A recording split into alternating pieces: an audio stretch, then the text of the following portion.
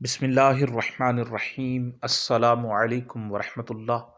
تمام معزز سامعین و ناظرین کو انفارمیشن پوائنٹ کے پلیٹ فارم پر خوش آمدید۔ سامعین و ناظرین، ہماری آج کی ویڈیو کے اندر ہم جانیں گے کیا کرسمس کی مبارکباد دینا جائز ہے؟ کیا شرعاً کسی غیر مسلم مسیحی کو کرسمس کی مبارکباد دینا ٹھیک ہے؟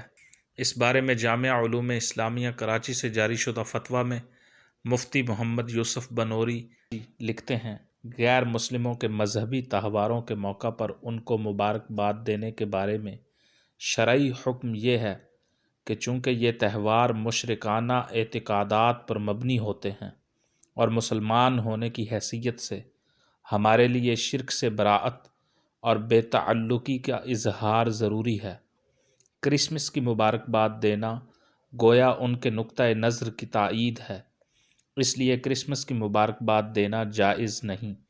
اگر اس سے ان کے دین کی تعظیم مقصود ہو تو کفر کا اندیشہ ہے، اور اگر کرسمس کے موقع پر صراحتاً کوئی شرکیہ جملہ بول دے تو اس کے شرک ہونے میں تو کوئی شک نہیں ہوگا۔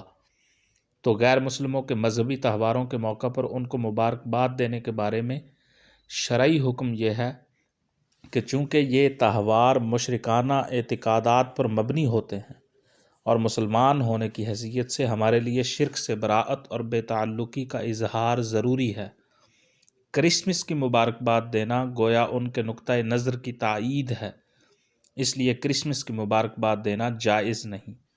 یہ دارالفتاح جامعہ علوم اسلامیہ سے جاری شدہ فتویٰ کی عبارت ہے جسے علامہ محمد یوسف لکھا ہے۔